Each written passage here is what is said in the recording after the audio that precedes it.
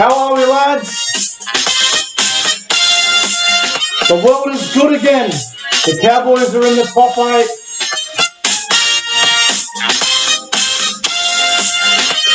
How are we, guys?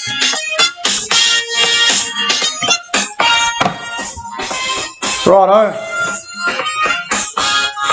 Let's get into it. Welcome back to... Hang on, let me get back here. Welcome back to the YouTube channel. I am Nick from Australia.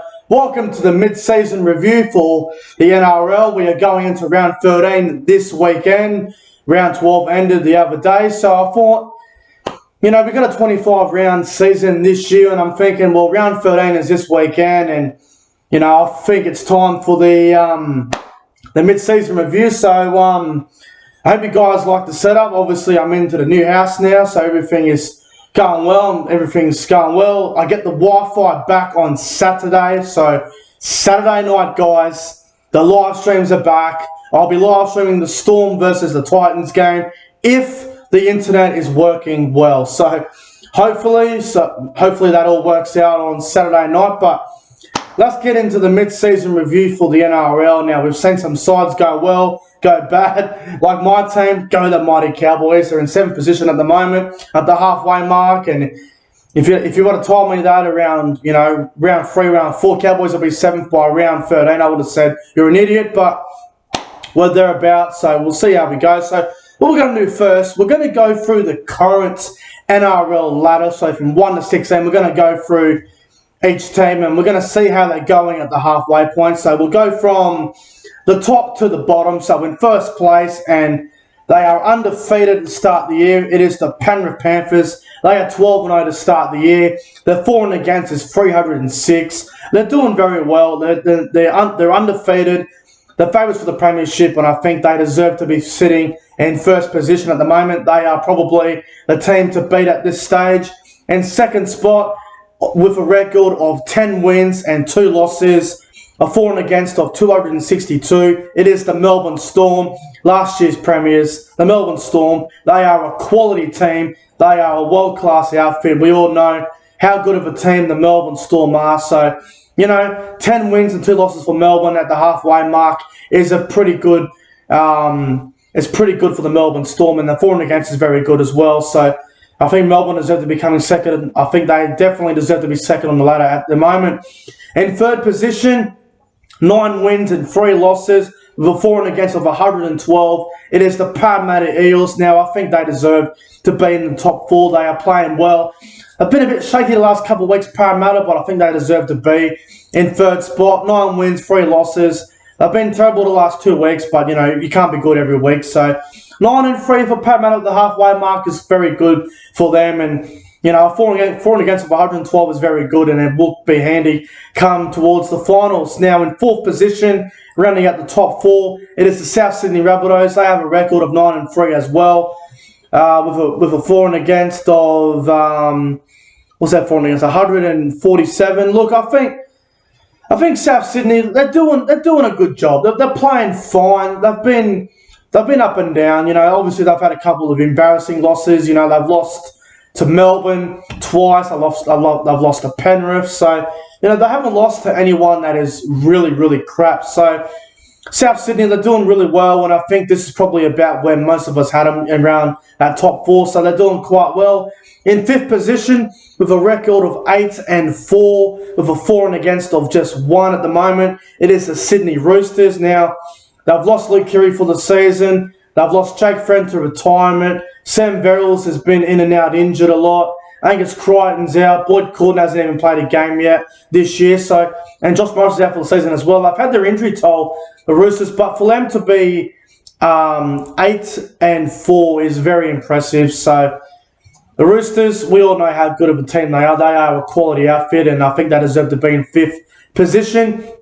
In 6th spot at the moment is the Manly Warringah Seagulls. Now, Manly, for mine, probably a little bit of an overachievement to be sitting in 6th position on the ladder. I don't think anyone thought Manly would be around 6th position at this stage of the year. Everyone thought they'd still be around, you know, 10th to 9th. But, you know, they're doing well. Tommy Turbo is probably the best player in the world at the moment, along with Nathan Cleary. So I think Manly are doing a really good job at the moment, and I think they deserve to be in 6th position with the form they're in.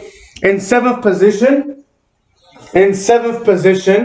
it is the team that I support, the North Queensland Cowboys. Now, if you had told me the Cowboys would be in the top 8 or in 7th position by round 13 after round 3 or 4, I would have said, you, my friend, are a jackass and a smartass. But they've done very well, the Cowboys. They were 0-4. They're now 6-6. They've found their DNA. They're building a lot of confidence. Tamalolo will be fresh after the bye. We're going to be doing some good things, I think, the Cowboys. They're a team that are just about to get out of rebuild mode and try and become a consistent top 8 side once again. I think they're doing really well, the Cowboys. 6-6 to start the year. I think the biggest concern with them is that for and against, -87. So for and against definitely needs to improve for the Cowboys. But, the more games you win, you won't have to worry about the for and against. So hopefully they can keep up their form and hopefully they can make the finals come the end of the year. But they're a team with a lot of potential, a lot of youth coming through. We've seen some good young kids come through like the Hammer, Murray Talangi, Ben Condon's come through this year. Lukey, we've seen him play a couple of games and we all know what a talent that he can be. So all I can say about the Cowboys is the only way is up, and I think they're doing really well so far this year. In 8th position, it is the St. George Illawarra Dragons. They have a record of 5-7. Their for and against is -19. Look, I think with the Dragons, they started the year very well. They have fallen off a little bit, so I think consistency, combinations need a bit better. They still have a few players out, like Josh Maguire's suspended, Tyrell Fuimano is also suspended, and they get Jack DeBellin back this week, which is huge for the Dragons. So I think the Dragons are going to be one of those teams that will be fighting around that top 8 position, but as of right now, they're just in the 8. I think they probably deserve to be there just. So I think the ladder is pretty much a fair indication of where they are at the moment. Now, in 9th position, the New Zealand Warriors, they have a record of 5-7 as well. Their for and against is -40. So look, the Warriors, obviously they're on the Central Coast at the moment, and they will stay there for the remainder of the season. I think it's actually done a good thing for the Warriors. They're playing really well.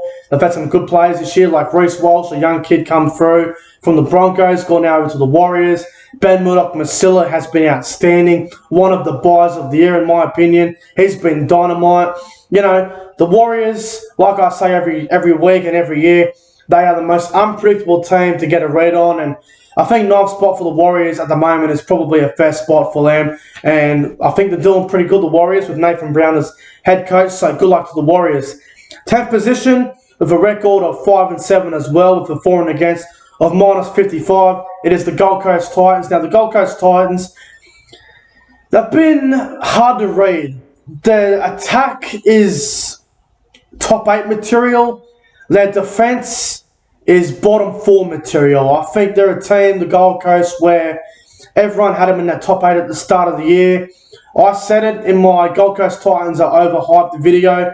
They are probably a year or two away from being that real good top 8 side. I don't see the Titans as a legitimate top 8 contender this year. I think defensively they've been poor. They've conceded too many points, man. They conceded 36 against the Broncos. They've conceded 28 against the Tigers. They conceded 20 against the Bulldogs. They conceded 24 against the Raiders. And all those teams are in the bottom 4. So hard, and they got beat by the Sharks on the weekend by 38-10. So hard to get a read on the Gold Coast, but they're one of those teams where I think they'll be fighting, between that 7th and 12th position. But 5-7 for them at the moment, I think, is a fair call, but they have been a little bit underwhelming, the Gold Coast. In 11th position, it is the Newcastle Knights. They are 5-7. The for and against is -85. Newcastle, for mine, I feel like the Newcastle Knights have done okay. They've lost Mitchell Pearce to round 20. Pong has only played 3 games this year. They've had a lot of injuries to their outside backs. Their forward pack is trying very hard. For Newcastle to be 5-7, equaled 8th with the Dragons, Warriors and Titans, I think shows that Adam O'Brien is doing a really good job as head coach. I think Newcastle are still a while away from being a contender. I think they're a team that obviously they'll be around that top 8, around 7th to 12th and all that. But I think for them to be 5-7 at this stage of the season is actually quite good for them with all the injuries they've had. So good luck to the Knights. In 12th position at the moment, it is the Cronulla Sharks. They have a record of 4-8. They're 4 and against though. It is minus, what's that 4 against? Minus 47 for the Cronulla Sharks. Look, Cronulla have obviously been disappointing, 4-8, but I feel like they're starting to get on a roll. They've won two games in a row. They beat the Dragons 2 weeks ago. They beat the hell out of the Gold Coast on Sunday down at Coffs Harbour. Can Cronulla build off this? 4-8. It's obviously going to be tough for them to catch up to the top 8, but, with Sean Johnson playing out of his skin, Will Kennedy, the Sharks are a very exciting team when they're on. When they're off, they will put you to sleep watching them. So 4-8 for the Sharks. I think we all had the Sharks around this position anyway, so they're doing okay, the Sharks, and I think they are probably another year or two away from being a top 8 side again with Craig Fitzgibbon going there as head coach next year. I think where they are at the moment is probably where majority of the people in the rugby league community had the Sharks, in my opinion. In 13th position at the moment, it is the West Tigers. They are also at 4-8. Their 4 and against is minus 74. Look, the West Tigers, hard to get a read on. I think Adam Doueihi at centre has made them a better team. The Tigers, when will they make the finals? I don't know where to read the Tigers. I don't see them making the 8 this year. I don't know if they'll get out of the bottom 4. They could. I don't know. But they're one of those teams, the Tigers, where I think they'll be between that 13th and 11th position, something like that. But I think where they are at the moment is probably about right. I think that's where they probably deserve to be at this stage of the season. And 14th position, in my opinion, the most disappointing team to start the year and probably the most disappointing team of the entire year, the Camber Raiders. They're 4-8 to start the year. Their 4 and against is minus 86. Look, don't want to go too much into it, but the Canberra Raiders, they have been completely awful. They've been ordinary. They've been terrible. There's not much more I can say about the Raiders. I've been really disappointed with how they've been playing this year. Jack Whiten's been terrible. George Williams has left. Nickel Clockstad's gone down injured, which I think is a big reason why they've been so poor. And I don't know how to read Canberra, but they have been disappointing in my opinion. So I think 14th spot is where they deserve, and I think they deserve to be in the bottom 4, Canberra. They've been terrible. In 15th position, with a record of 3-9, a 4 and against of minus 154, it is the Brisbane Broncos. For crying out loud, what is wrong with this club?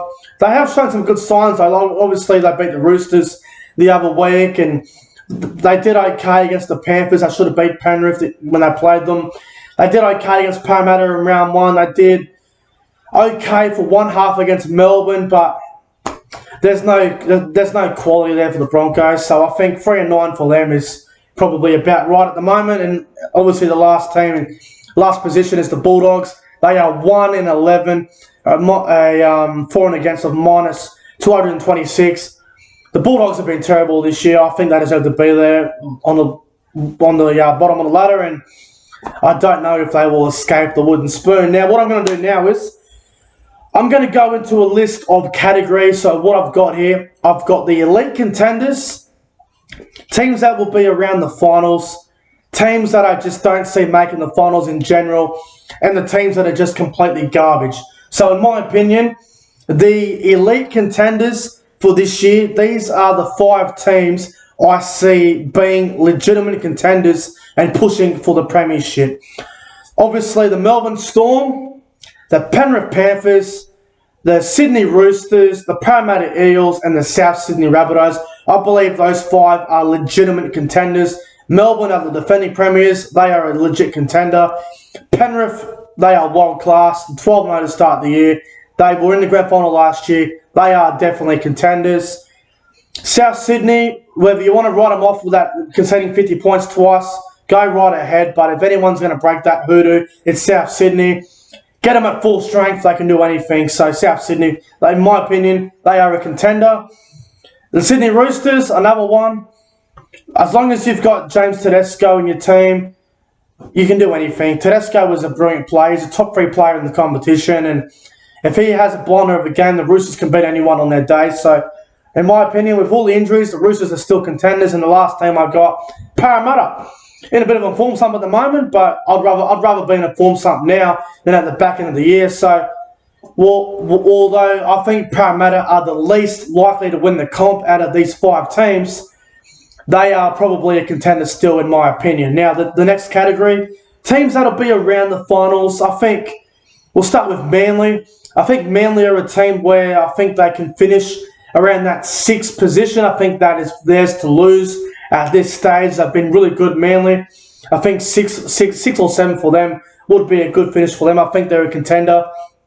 Not a contender to win the comp, but a contender for the finals. And as long as Tommy Turbo is there and playing well, Manly can do anything. So I think Manly are a finals contender. Next team I got is the Cowboys. Now, I think the Cowboys are a team that can make the 8. They're 6-6 to start the year. Tamalolo will come back next weekend. He will be fresh. The form of Valentine Holmes as well. Scott Drinkwater. We're getting Tom Dearden coming in now. Maybe Chad Townsend early as well. We're still unsure on that one. But the Cowboys, man, I think they're a team. They will definitely be pushing for the finals, in my opinion. Now, the next team I've got pushing for the 8, I think it's the Warriors. I think they're a team where they will definitely be thereabouts, and I like the Warriors. I think they're playing really well at the moment, and I believe they are a finals contender. Next team I got, it is the Newcastle Knights. Now, look, whether you want to say Newcastle can make it or not, it's up to you, but I think Newcastle can make the 8 when they get back their big-name players. They'll be thereabouts. You know, we all saw what they did to Manly on the weekend, and I think Newcastle are a team where I think they'll be fighting for that top 8 position, but whether they make it, it remains to be seen, but I think they'll be thereabouts, along with the St. George Lovaro Dragons. Now, they were coming around 4th, 5th a while ago. Now they've dropped to about 8th. I think the Dragons will be around that top 8 spot. Jack de Bellin's a big inclusion. We'll see what he can do. But obviously they get players back like Zach Lomax soon, and Josh Maguire. I think the Dragons will be thereabouts, man. They'll be around that top 8 position, in my opinion. And the other team I got pushing for the 8 now, I think this team is least likely to make the 8 out of this mob, but I think the Cronulla Sutherland Sharks are a team that are capable of making the 8. I don't see them making the 8, but I think they are capable of doing it. So I've got the Sharks around that 12th to 11th position. They'll be around there, in my opinion. Now, the 2 teams that I just do not see making the finals, I'll start with the Gold Coast Titans, man. Like I said, their defense is not good enough. I don't think their team is top 8 material. If Fafita has a bad game or if Tino has a bad game, the Gold Coast won't do anything. So, the halves have been struggling all year. Brimson's carrying them, even though he's got injuries now. The forward pack's doing okay. The back line's been average. They don't have enough depth for mine. I don't see the Gold Coast pushing for the top 8, in my opinion. I think they're going to miss the 8 in general and be around that 12th spot. I just can't see them making the 8. Along with the West Tigers in that not finals category. Tigers are, they're one of those teams where if they get it right, they can be thereabouts. But, how can you trust the West Tigers? They haven't made finals since 2011, and they haven't shown me enough this year to prove to me that they can make the 8. So I've got them not making the finals, and the 3 teams that are in the garbage section. We'll start with the Broncos. Now, I think the Broncos are probably better than Canberra and Canterbury at the moment, but they're still not a great team. They're still a work in progress, the Broncos, but I think they're a garbage team still. I don't think they're anything special, and I can't see them getting out of the bottom 4, but I think they're better than the Bulldogs and the Raiders. Next team I've got in the garbage section, you guessed it, Camber Raiders. They've been terrible this year. The Raiders have been really, really poor. I'm not happy with the way they've been playing, and I think they've been disappointing, and I think they deserve to be in the garbage section, along with the final team. I'm not going to say much about this one. It's the Bulldogs. I think they really suck, the Bulldogs. I just can't see them doing anything great, the Bulldogs. So they're garbage, and they've only won 1 game for a reason. Now, this video's going on longer than I thought. Now, what I'm going to do, before I get out of here, I'm going to give you guys my ladder prediction for the remainder of the season. So I've gone through the Nrl Ladder Predictor, and I've written it all out. I've got it all sorted, team records. Here we go. This is Nick from Australia's predicted ladder for the end of the season. We'll go from 16 to 1. The team I think will finish last and win the wooden spoon and will finish 16th place. It is the Canterbury Bankstown Bulldogs. I reckon they'll have a record of 4 wins and 20 losses. In 15th place, coming second last, I have got the Camber Raiders, also with a record of 4 wins and 20 losses. In 14th place, with a record of 5 wins and 19 losses, I have the Brisbane Broncos. In 13th place, with a record of 6 wins and 18 losses, I have the West Tigers. That is the bottom 4. Now, the 12th team, I think will finish 12th, with a record of 8 wins and 16 losses, the Gold Coast Titans. The next team I have in 11th position with a record of 9 wins and 15 losses is the St. George Illawarra Dragons in 11th position. In 10th place with a record of 10 wins and 14 losses, I have the Cronulla Sutherland Sharks. And rounding out the bottom 8, the team I have finishing 9th with a record of 11 wins and 13 losses, I have the Newcastle Knights in that spot. That is the bottom 8. Those 8 teams I do not see making the 8, and that's what I reckon their record will end up with. Now, the top 8. In 8th position, with a record of 12 wins and 12 losses, I have the New Zealand Warriors. In 7th position, with a record of 13 wins and 11 losses, I have the North Queensland Cowboys. In 6th position, with a record of 15 wins and 9 losses, I have the Manly Warringah Sea Eagles. Now, in 5th position, with a record of 17 wins and 7 losses, I have the Parramatta Eels. Now, the top 4. Here we go. In 4th position, with a record of 17 wins and 7 losses as well, I have the Sydney Roosters. In 3rd position, with a record of 19 wins and 5 losses, I have the South Sydney Rabbitohs. In 2nd position, with a record of 20 wins and 4 losses, I have the Melbourne Storm. And finishing 1st as minor premiers, with a record of 22 and 2, I have the Penrith Panthers. Now, before I get out of here, I'm going to give you guys my grand final prediction. Now, at the start of the year, I had the Roosters beating the Rabbitohs in the grand final. I just don't see it happening with all the injuries to the Roosters. My grand final prediction for the 2021 NRL season, I am going to go with a grand final between the Penrith Panthers and the Melbourne Storm. I think those 2 teams, they're elite, they're above the rest. I just feel, Penrith, they're going to be so hard to beat in the big games. Melbourne, they're Melbourne. They just get the job done. But I don't know how they'll go in the finals without Cameron Smith. I did write them off about maybe 6 weeks ago, but I think they'll be there playing Penrith in the grand final. But guys, that's it for the mid-season review and my grand final tip. I believe the Penrith Panthers will win the 2021 Premiership. I just don't know who's going to beat them. But guys, that's it for the mid-season review. I know it's gone on a very long time. If you guys enjoyed the video, make sure you guys go ahead and like, comment, and subscribe to the channel. Thanks for watching, guys. And I'll see you guys in the next one.